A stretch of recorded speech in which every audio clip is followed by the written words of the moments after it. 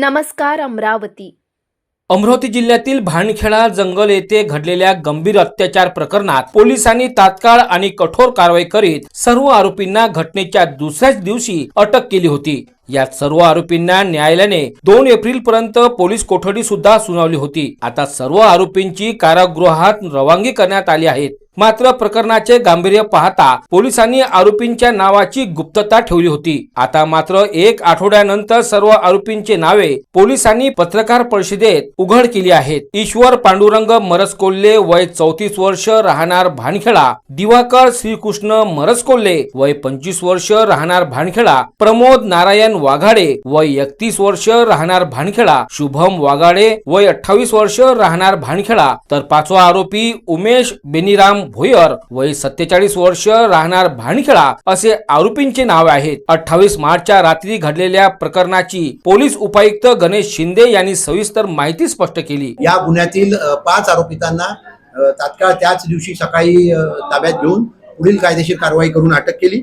या आरोपीने तिच्यावर अतिप्रसंग केल्यानंतर ती कपडे घालत असताना पुन्हा तिला धमकी दिली की व्हिडिओ काढला आणि धमकी दिली की आम्ही जर तू हे कुठे सांगितलंस पोलिसांना किंवा पालकांना तर आम्ही तुझा हा व्हिडिओ सार्वजनिक करून तुझी बदनामी करू, अशा पद्धतीची धमकी दिली।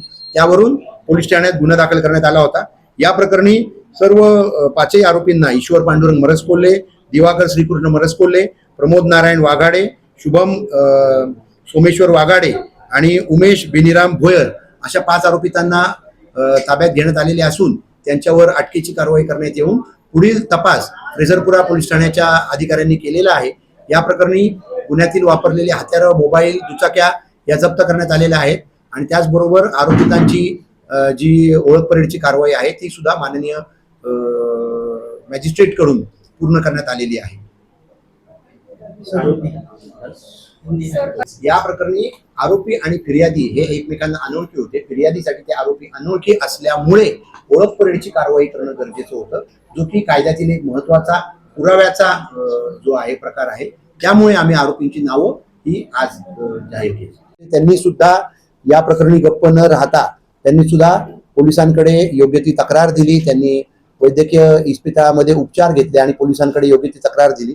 त्यामुळे या अशा तक्रारीवरून पोलीस ठाणे फ्रेझरपुरामध्ये 189/2026 कलम 70(1), 77, 127(2), 351(2), 310(2) भारतीय न्याय संहिताप्रमाणे गुन्हा दाखल करण्यात आलेला आहे आणि या गुन्ह्याचा तपास या तपासामध्ये आरोपी आणण्यामध्ये आमची फ्रेझरपुराचं गुन्हे शोध पथक, त्याचबरोबर आयुक्तालयातील सर्वच पोलीस स्टेशनचे गुन्हे शोध पथक आणि त्याबरोबर आमचे क्राईम ब्रँचचे जे सगळे सहकारी आहेत असे म्हणजे आमचे फ्रेझरपुराचे जे शिरसाट साहेब आहेत ते, क्राईम ब्रँचचे संदीप चव्हाण, बाकी सर्व पोलीस स्टेशनचे अधिकारी, त्यांचे सहकारी क्राईम PI इथले गावंडे साहेब, आमचे ACP पुणकर साहेब आणि इतर सर्व माझे सहकारी श्याम गुगे साहेब यांनी सगळ्यांनी असे आम्ही सगळे मिळून शोध ऑपरेशन चालू केलं। माननीय CP साहेब सुद्धा स्वतः घटनास्थळी येऊन आणि या गुन्ह्याच्या तपासाबाबत आम्हाला मार्गदर्शन केलं।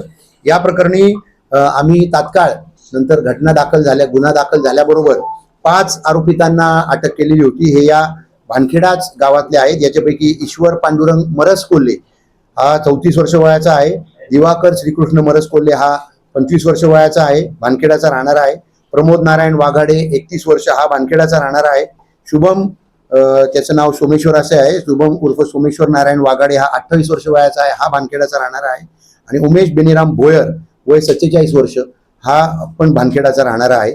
यांना आम्ही त्याच दिवशी 29 तारखेला ताब्यात घेऊन कायदेशीर प्रक्रिया पूर्ण करून अटक केली होती।